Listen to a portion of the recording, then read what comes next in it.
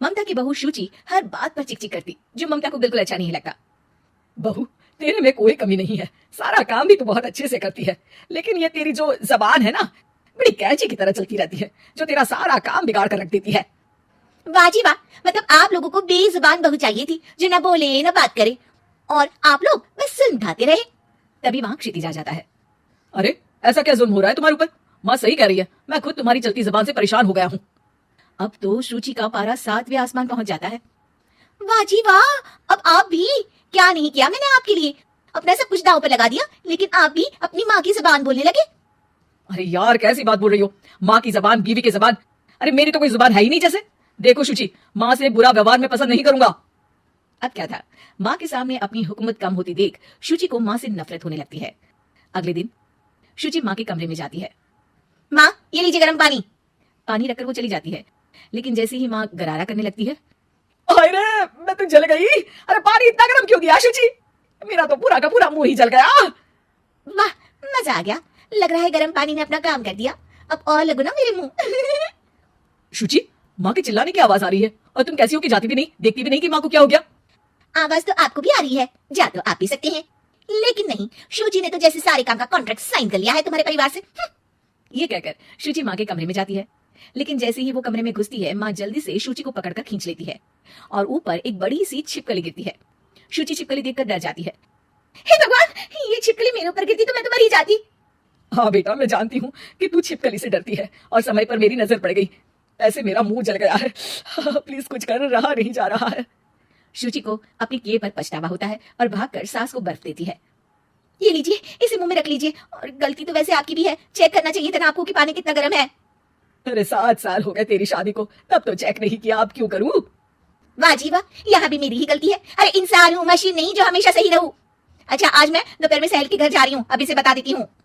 अरे हाँ जाना, मैंने कब मना किया है? पता है नहीं किया, लेकिन बच्चे, हाँ हाँ, जैसे तू हमेशा बच्चों को साथ लेकर जाती है, मैं देख लूंगी ना। शुचि तैयार होकर सहेली के घर जाती है। अरे वाह शुचि, तेरी ड्रेस तो बहुत अच्छी है, तू ऐसे कपड़े पहन कर निकलती है तो तेरी सास कुछ नहीं कहती क्या? दूसरी सहेली बच्चा संभालते हुए कहती है। अरे सोची सही है, तू एंजॉय भी कर लेती है लाइफ को, और बच्चा सास देख लेती है, तेरे तो मजे हैं भाई मजे। अरे मजे कैसे, जब वो बोलती है ना तो बड़ा ही कड़वा बोलती है। रहने दे, अच्छा चल मैं जा रही हूँ, डिनर भी तो बनाना है ना। शुचि ये बोलकर वहां से चली जाती है। घर आकर देखती है कि माँ बच्चों के साथ खेल रही है। आ गई बेटा? आना ही था ना, खाना कौन बनाएगा?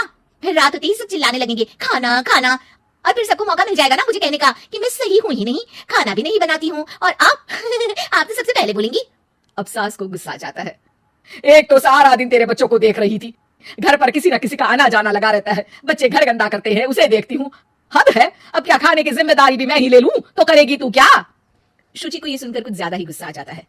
बस माँ जी बस, अरे ये तो गुलामों वाली जिंदगी हो गई, कोई फ्रीडम रहा ही नहीं, ऐसा लगता है कि बंद कर रह गई हूँ, घर तो किसी कैद खाने सा हो गया है, मन ही नहीं करता यहाँ रहने का, अब मैं और आप एक घर में रह ही नहीं सकते बस।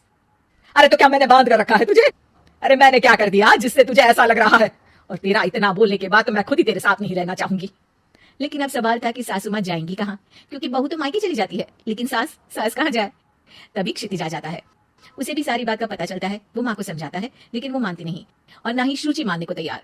दोनों की लड़ाई में माँ का सामान पैक हो जाता है। माँ अब कहाँ जाएंगी? मैं भी अपने मायके जाऊंगी, माना मेरे माता पिता नहीं रहे, लेकिन भाई भाभी से भी तो मायका होता है ना। और सास निकल जाती है मायके। बस फिर क्या था, शुचि सुबह सुबह गर्म पानी लेकर माँ के कमरे में जाती है, लेकिन वहां माँ नहीं होती।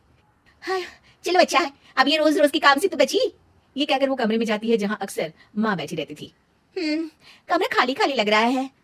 तभी उसकी सहेली का फोन आ जाता है। अरे सुची, बहुत अच्छी सेल लगी है, कौड़ियों के दाम में ब्रांडेड कपड़े, जूते और बैग मिल रहे हैं, चलो ना चलते हैं। वाह रे वाह, ठीक है मैं आती हूँ, अब तो कोई टेंशन है ही नहीं, सासू माँ भी नहीं है, अब तो मजे से घूमूंगी।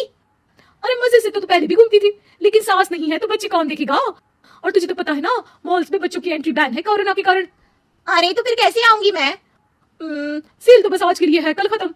शुचि को बड़ा रोना सा आता है। फिर वो जब दिन में खाना खाने बैठती है, वो भी अकेले अकेले।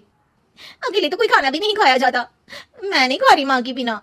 शाम को क्षितिज जाता है तो शुचि जोर जोर से रोने लगती है। अब क्यों रो रही हो?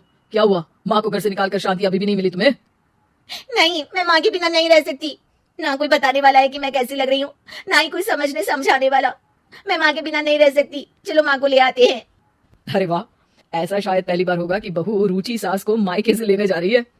दोनों सास को लेकर घर आते हैं और अगले दिन से फिर वही शुरू।